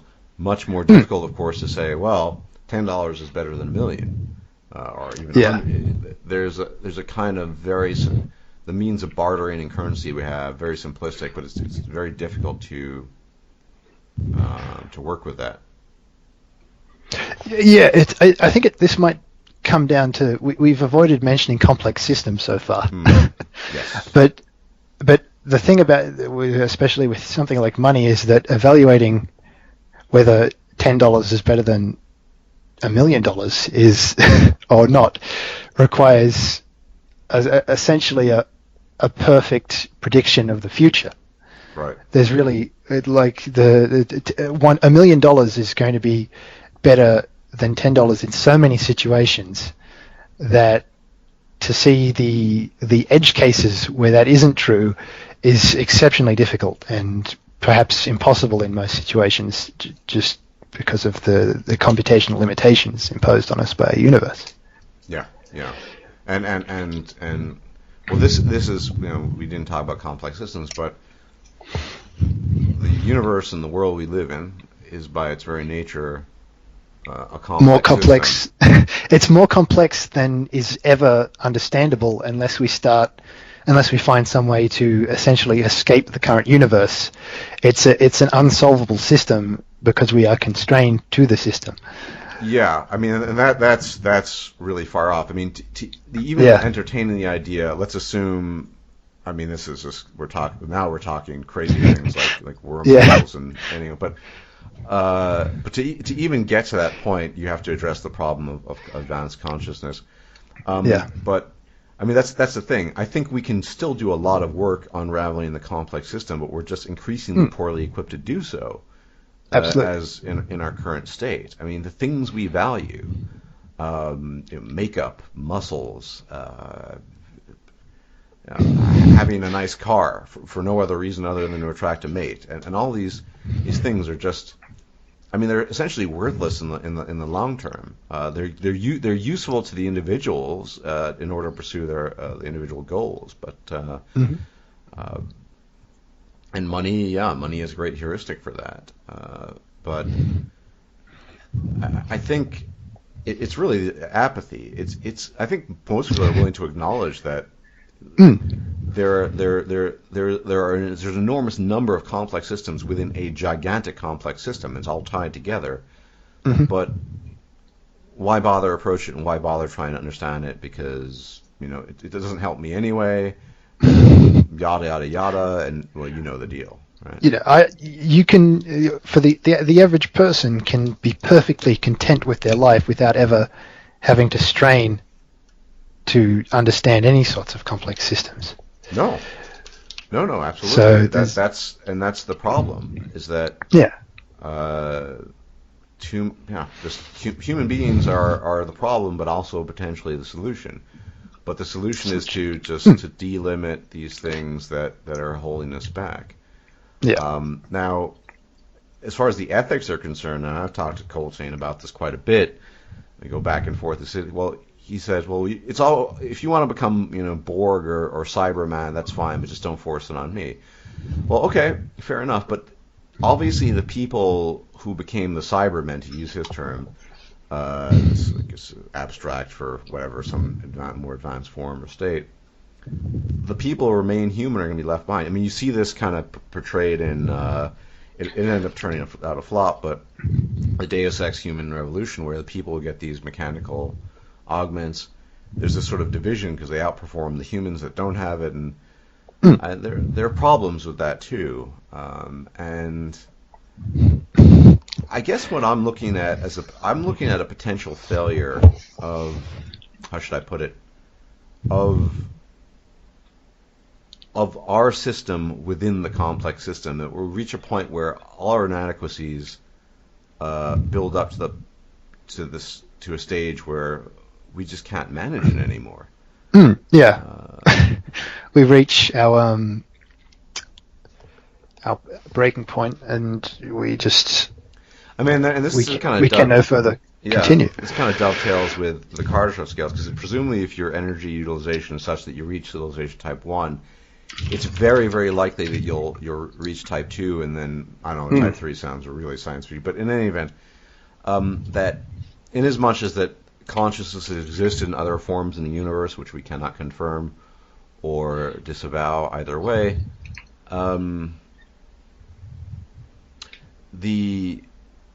it might be that there's a hard rule for consciousness in organisms, that it always is kind of a spandrel byproduct of other things, such as our wetware that we have as meat bags, and that it almost universally has proven insufficient in terms of other organisms scattered across the universe to achieve, say, a type 1 and consequently escape velocity. It might be that if only by numbers, that it's insufficient. The people who are capable of it exist in insufficient numbers compared to the masses, and so in every case where organisms have arisen and some form of consciousness has arisen comparable to ours, it's sort of pittered out because the tools aren't there. And that's one possibility. But here's the thing. Here's my sales pitch.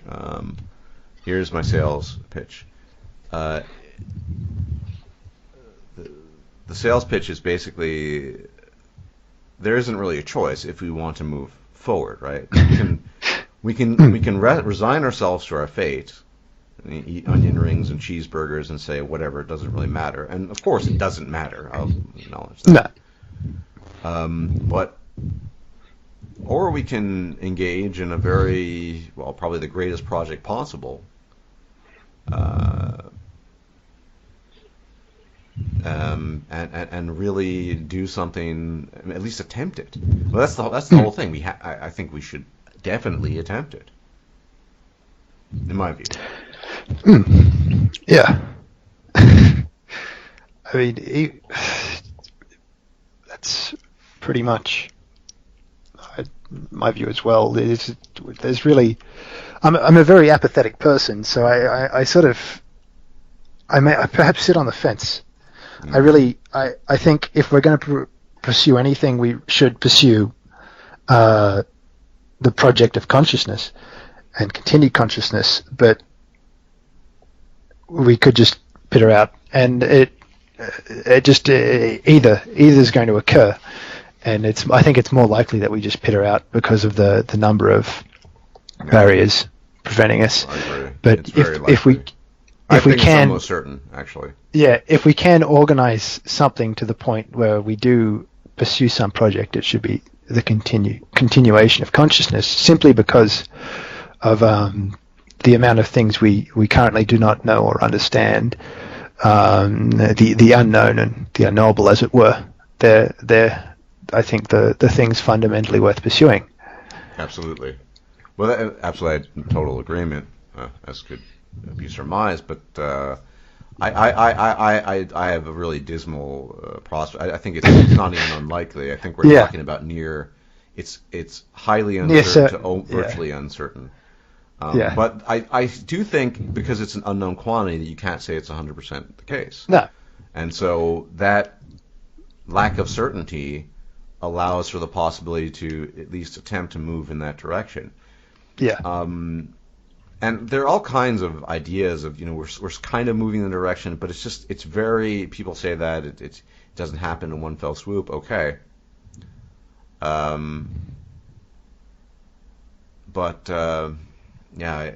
it's certainly not happening fast enough for my taste.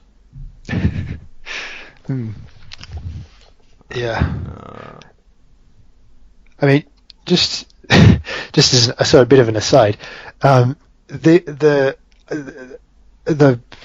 what do you call it? The maladaptation of humans is sort of, it's a product of our evolution, as you said, the consciousness probably being a spandrel. That really seems to me like one of the best candidates for the great filter in the context of the Fermi paradox. It seems like absolutely. Pretty much everything has to go through evolution to get to a point of consciousness, and you're almost always going to get something that's just completely maladapted to. This is a really deep question, whether or not evolution through natural selection is the primary mitigating force across all potential forms of life throughout the universe. I think you would have to argue some form of it would have to be. Okay, so obviously some type of abiogenesis took place on Earth at some point in time. We don't know how. But clearly, it seems to me a virtual impossibility that abiogenesis could ever produce complex organisms without the many, many steps involved down the line. Oh my God, they're drilling outside. I love my new place. To get there. And so, in terms of the Fermi paradox, that's the thing. I mean, it might be that evolutionary constraints throughout vis-a-vis natural selection do not equip us to basically move the envelope further than a certain level or limit, and then things just peter out from there. Because I think statistically it's very likely that some form of life has existed, and even some form of conscious life someplace else in the universe, vast as it is. I'll be getting into this more detail in my one day forthcoming video. But for those who don't know, we're just sort of using kind of jargon here for people, or Fachjargon, German subject jargon. The Fermi's paradox is basically the observation by the physicist Fermi, or that given the vastness of the universe and the size, number of planets and galaxies, it should of necessity be the case that some form of other life exists, but we haven't observed it. And I mean, there's actual mathematical formula involved here. I'm overly simplifying it, but that's basically what it comes down to. Yeah. I mean, this has been my suspicion about the Fermi paradox for a long time. That's really that natural selection just fucks species over in terms of evolving past the next stage. Even if you look at the Mass Effect universe, the various species, all the species that really that achieved intergalactic spaceflight travel capability inherited vis-a-vis the Reapers, who are super sort of bioorganic beings, billions of years old. They didn't do it themselves, and it's in all likelihood they would have been constrained. I mean, for example, in the Mass Effect universe, which is effectively defunct now, but whatever, humanity never would have gotten out of the Sol system, the so-called the name for our solar system, if they hadn't found quote-unquote Prothean technology on the moon, which in turn was just a copycat of Reaper technology. It wasn't through humanity's own innovation. It was through dependencies on other organisms, in this case, that had the technology available. And in our universe, if we're correct about our supposition here that that natural selection imposes hard limitations in the ability to navigate through these various civilizational types, type 1, type 2, Kardashev scale, it just might be there are no Protheans or Reapers to give us the technology, and every other species or series of organisms that has existed has gone the way of the dinosaurs because they face the same limitations.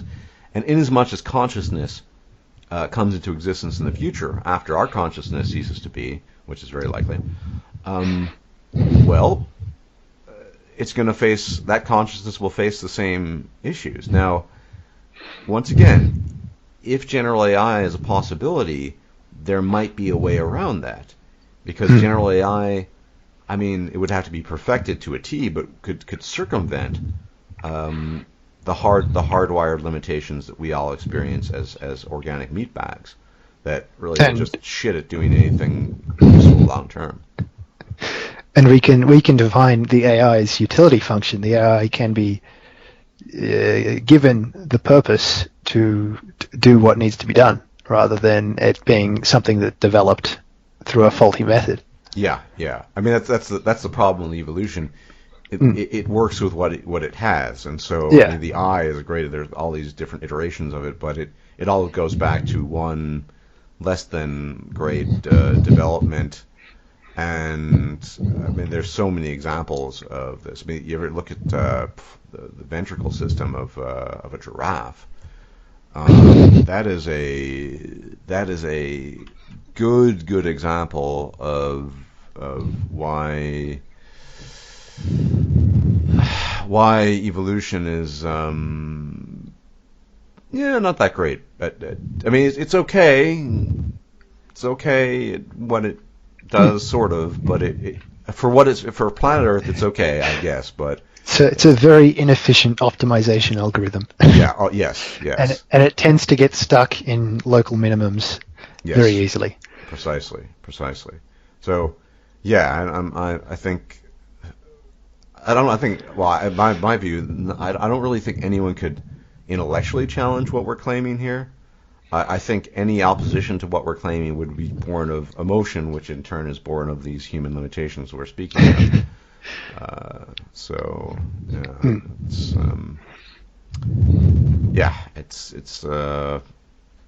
It's a problem, and it remains to be seen if it be addressed. It's interesting, though, that because we can't acknowledge, because of political correctness in the sciences, that intelligence is a real thing and stupidity is a real thing, even scientists will have trouble addressing these problems. Yeah, I mean, that's definitely the first hurdle, as it were. Yeah, is that which above all, in my channel, it's not. What does that mean, defeat? But we need to, even if we have to assume that we have to, take on some new ideological mantle, the mantle would at least have to allow for the possibility for stating the obvious, or stating things that can be observed in reality without fear or repercussions. without fear of undue repercussions for being factually accurate in the observations and statements that you make. That's the way I look at it, at least. Yeah. I don't think we're going to get to our view of the world because, let's be honest, we're kind of like freaks, I guess. In our outlook. Yeah, it's a very it takes a strange path. Yeah. Not even Coltrane really shares this view. So, so presumably some system that allows for more flexibility in terms of expression and I mean, just a system that valued the empirical more. Just any sort of increased value of the empirical would help. Even even but tolerance of the empirical. Yeah. So, for example, to say things that are just patently obvious, that intelligent people exist and dumb people exist. Well, that's empirically attestable and obvious, but even that seems to be something you couldn't say. Again, it's perhaps maybe a catch-22 type thing in that we need people on average to be more intelligent to get to the point where they can even understand the proper value of the empirical. I'm not sure. Have you not seen the panoply of well-known scientists who are obviously very bright? Yeah, actually, you do. Yeah, I mean, example, I remember I was listening to Sam Harris' podcast, and I kind of view Sam Harris as hit or miss, but he would mention how James Watson had been sort of pilloried and ejected from the scientific community for comments he made about, it was something to the effect of the dismal prospects of Africa. Now, and he basically said it was rightfully so because it was very racist. Now, whether it's racist or not is immaterial. It's almost certainly a consequence of a lack of intelligence in throughout most African countries, as well as some environmental limitations, but mostly that Africa is in the state it's been for such a long time. And if he has a dismal view of the prospects for Africa, well, that's just a reflection of observable reality as we know it. You can call it racist. You can call it orange juice for all I care. So that's very orange juicy. It doesn't really matter. But the fact is, it's true what he's saying. Even Richard Dawkins, who's all about, the truth matters, blah, blah, doesn't, he buckles. He buckles all the time. Well, another problem with the empirical is that it's not really, in some ways, like an ideology. An ideology is a very sort of fixed thing. And the empirical, a value of the empirical leads you down a path that is very not fixed. You have to be very, you essentially have to adapt continuously. Yeah. And that's that perhaps is that is the scientific ideal, by the way. It's not one that people adhere to very well, but changing your view in line with the data that you receive. It's sort of the inverse of an ideology rather than being an ideology in and of itself. Yeah. And I don't... I mean, ideology in some sense is kind of... it has echoes of religion. People like a framework under which they can operate. Now, some people would argue that empiricism is an ideology in itself. I mean, I don't really buy that. But there is a school of empiricism and blah, blah, blah. But being empirical, let's say that being empirical isn't ideological, and it doesn't satisfy. Once again, we get these human nature, these deep-seated weaknesses that we have of a kind of overarching structure, the desire to belong to a community. Because if you're being empirical, rather, and what community are you going to belong to? The community of people who are trying to be a community. Well, yes, you can. Obviously, you and I get along, and we can have better conversations with each other than we can with other people. But that doesn't give most people that overarching sense of security and community in a place that they belong. Because if the variables are not always shifting, obviously, it's our understanding of them. Put it that way. If the understanding of our understanding of the variables is always shifting, that creates instability. And people, human beings, and animals, well, we are animals. All animals hate instability. They hate instability. So, what do you do with that? It's a problem. Huge engineering problem. Because and so people will bend and twist no matter what. I mean, there's I think there's so many examples of this, particularly online, where you have ideologies that get some things right, but are just completely wrong about it. I mean, you remember the video I put out about R and K selection theory, and then I explained how life history theory had largely supplanted, although it does incorporate elements of it.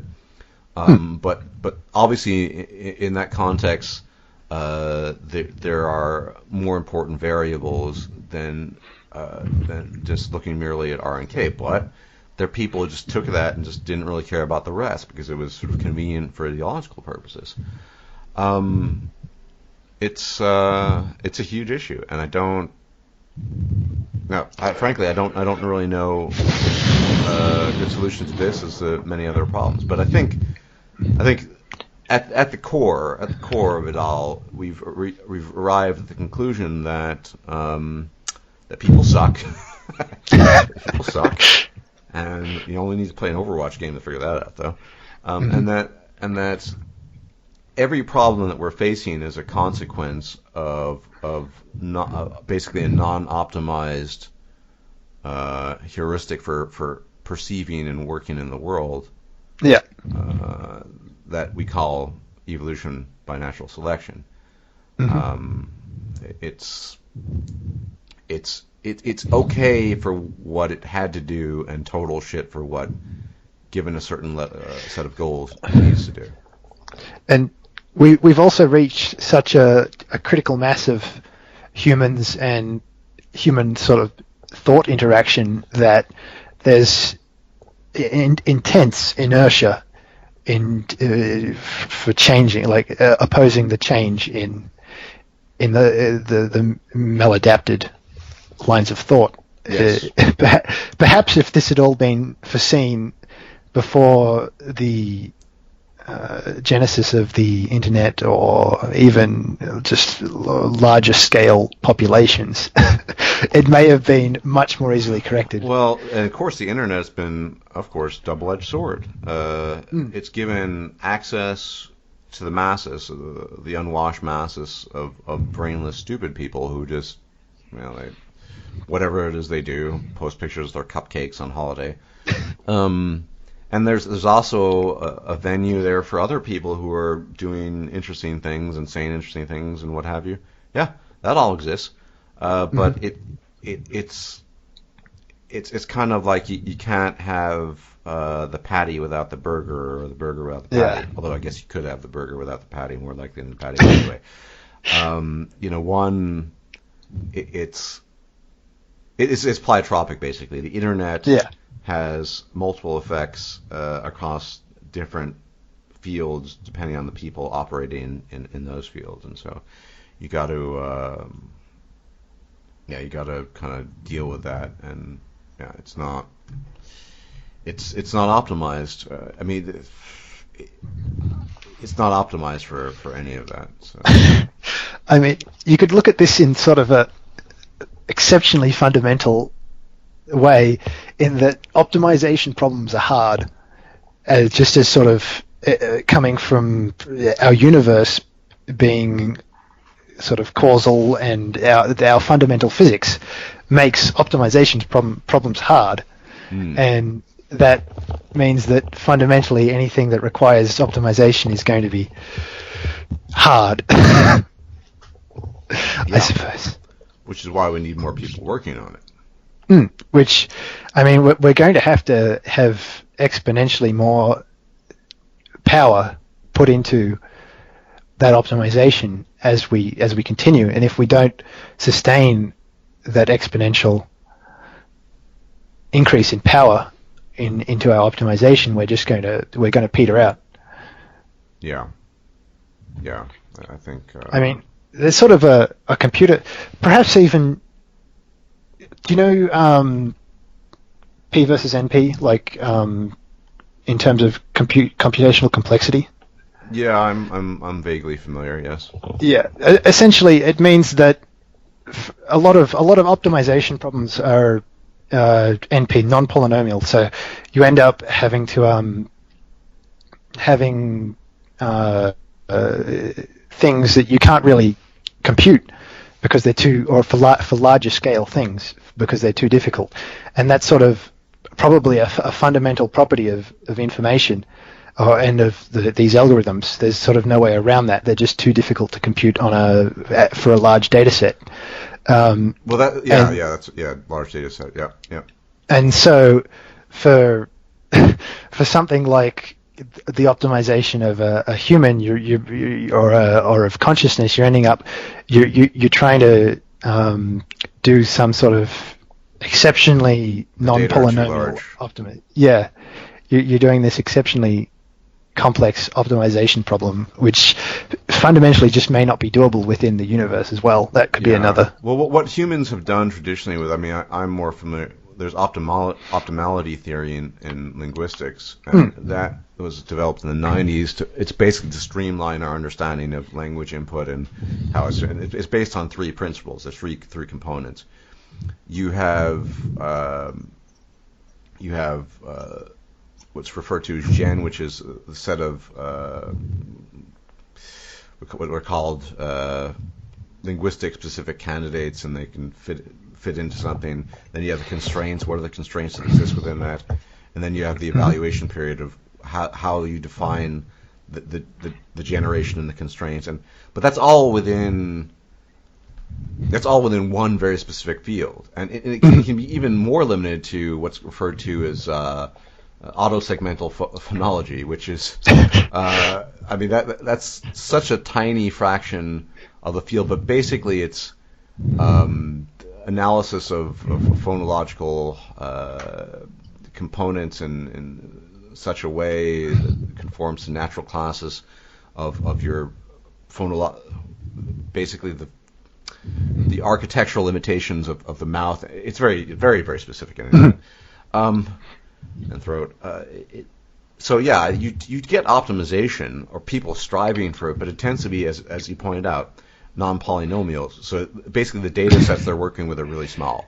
And that might be a hard limitation that we face, that we just face. That optimization occurs, but it only occurs within very limited sets of data. Yeah. And so what you do when you can't do a proper optimization, you end up having to use heuristics. So that's what evolution's done, because it's not a soluble problem, probably, or almost certainly. You have to take the heuristic route, and so really, just getting back to the same conclusion we've been making the whole way through, we just have to improve our heuristics. Yeah, but improving the heuristics is obstacles. Well, I mean, like I said, I think having a more empirical perspective is perhaps the first heuristic that we need to evaluate. But having a more empirical perspective naturally is counterintuitive to human beings, because human beings long for, as I said, structure, stability, and all the things that either religion and or ideology can provide for them. Well, that's you're having that clash. I suppose you could treat the desire for stability as a heuristic, because if you've got a stability, then you can continue as you were, and if you're in a state where an acceptable state, then continuing as you were is better than going into the unknown. Yeah, I mean, you look at some of the great technological innovation, aviation, for example, and they're all just military and came about through war and conflict. I mean, it might be, unfortunately, it's not desirable in terms of living a life of high standards or what have you, but it might be that some kind of conflict is necessary but we're all too comfortable at the moment. Conflict sort of adds a natural bias to a lot of the human heuristics that forces it towards more development, but at the cost of a lot of. Well, you get even more ideology oftentimes. Tribalism. Tribalism is in itself a kind of makeshift ideology, because it can be a variety of religious, genetic,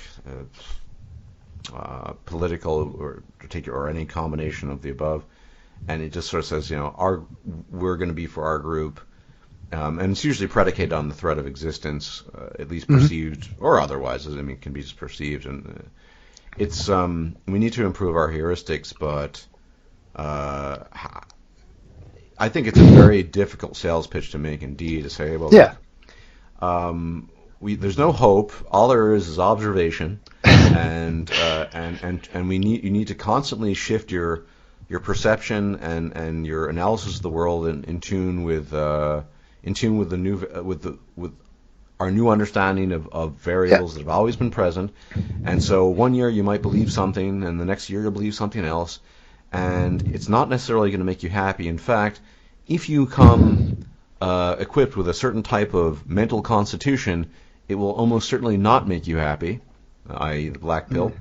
So yeah, go eat it up. I mean, it's just very difficult to make that sales pitch. Now, what I would like at least is for the people out there, the unwashed masses, the blue pill, to at least allow people like you and others like you to do the important work that's absolutely necessary with as few obstacles as possible, and active encouragement and even financial support.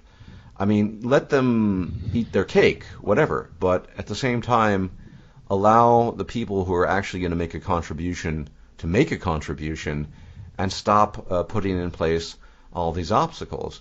Because I think, as I said in the beginning, it's fortunate you were able to find your way out of sort of Ruralsville, Australia, to a place where you are now. But then again, that discounts the possibilities that might have been available had you grown up in a different environment where your natural inclinations were fostered, where you could commune and communicate with people of like mind, develop ideas. I mean, you might have been that much further along the path. So it's very makeshift in a way. Your development is very makeshift, and even my arguably lesser development is very makeshift. If resources had been, I think if the university environment had not been what it had been historically, I most certainly would have stayed in academia and pursued something there. But I cannot work in an academic environment that is not empirical and that only cares about some ideology and saying X is Y when X is X. Just doesn't work for me. I've always had that problem. I remember arguing with my mother when I was a child. I'd say something. She'd say, "Don't say that. That's rude." I said, "But is it true?" Of course, truth is not something that is valued by some people, including my mother. But she's a woman, so it's not too shocking.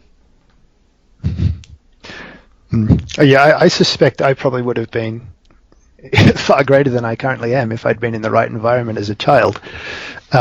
Just because I have an uncle who had an eidetic memory and was a very prolific, or not prolific, but he was a very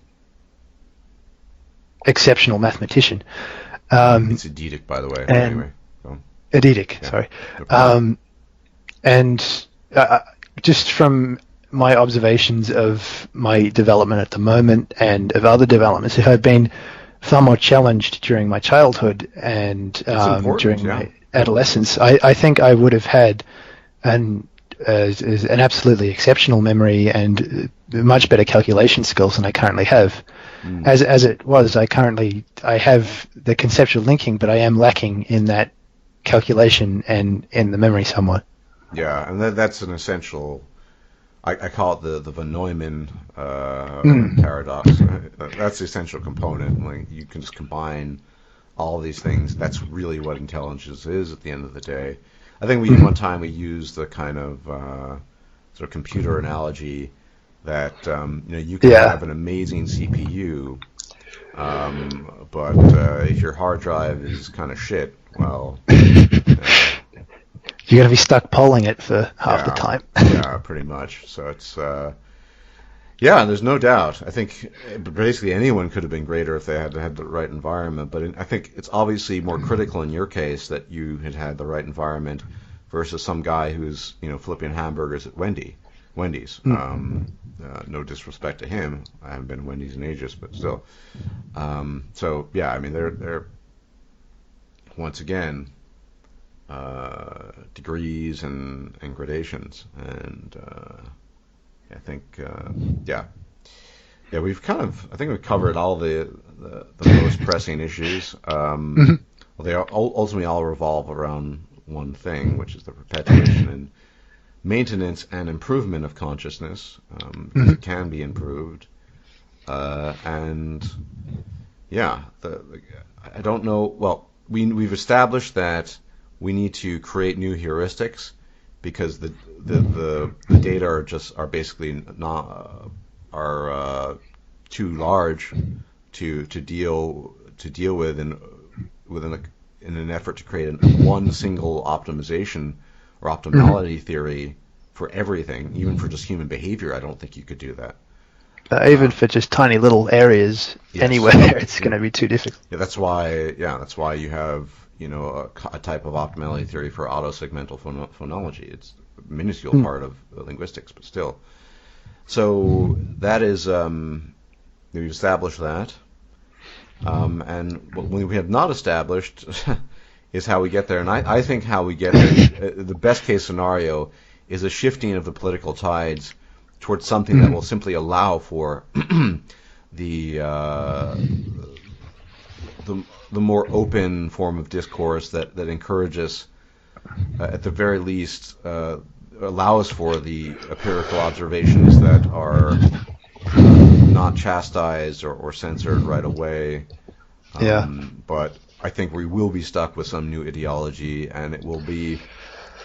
It depends on how heavy it is and what direction it drifts.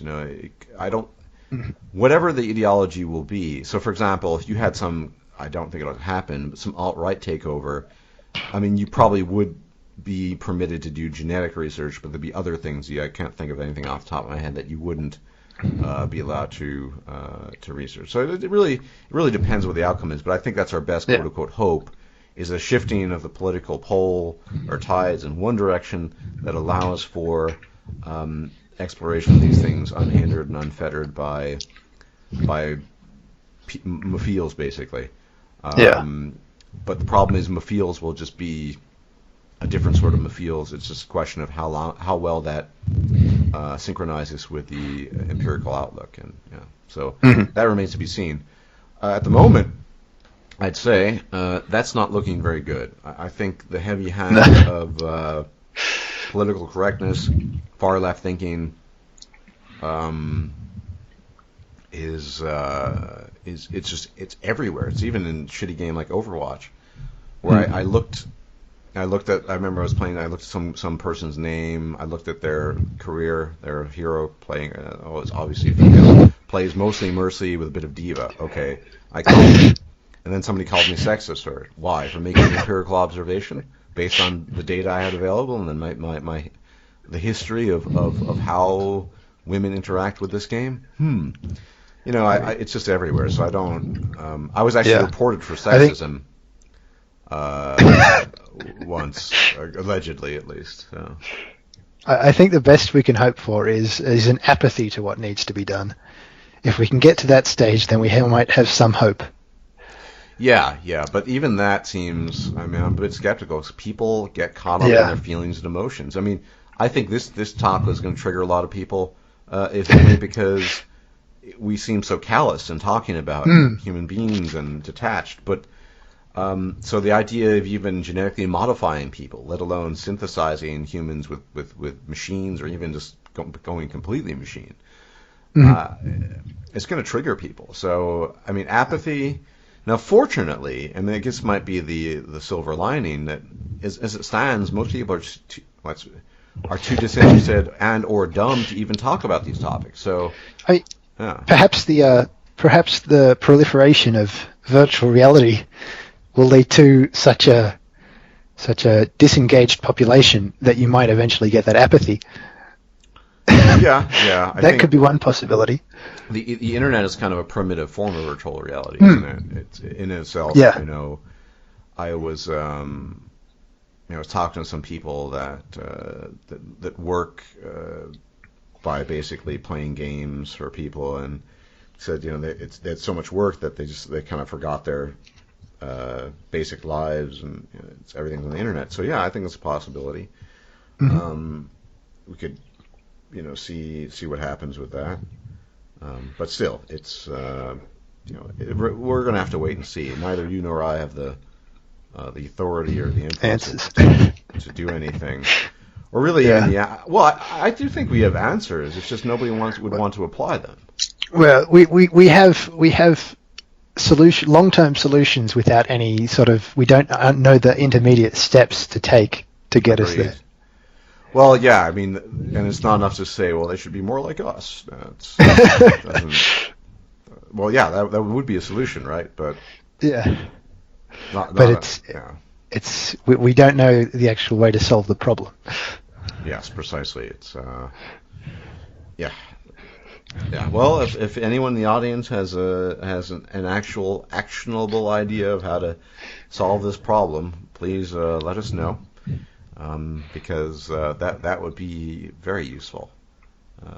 But as it stands, we are caught in an impasse, and I'm running out of time this day, and my friend here is on a different clock in faraway land where mammals developed in a very different way, marsupials or remain marsupials, and you have very strange creatures. And anyway. We also have monotremes. I was about to say I was about to platypi and echidnas, the monotremes. Although echidnas also exist in Papua New Guinea, so monotremes are very interesting to study. And you have the deadliest snakes in the world in inland Taipan, and the box jellyfish, and it's the funnel web spider, the whole. Yeah, I never get answers when I'll find some random Australian YouTuber and I just take the piss. Do you fear funnel web spiders? They never respond. But I've seen videos where they crawl into people's shoes. So. I mean, I think a lot of the more recent attacks are essentially the funnel webs falling out of trees onto people. Yeah. But Australia is a wacky place, and by all accounts, it seems to be the most politically correct place in the West, if you want to call it the West. Yeah, I don't interact enough with the larger society to know really. Yeah, the gods bless you for that. Yeah, but apparently I hear from people who do interact that it is. You are fortunately spared this. But, it's definitely. Anyway, everyone, thanks for tuning in. I hope that was an interesting conversation for people. Hopefully you didn't get too triggered by some of the stuff. If you did, then I suppose you'll let us know.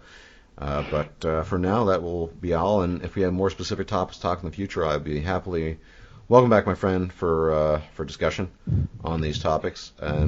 He particularly is a vast expertise in these matters of engineering and computer science. So maybe we could find something very specific to talk about. We might be able to hit that one too.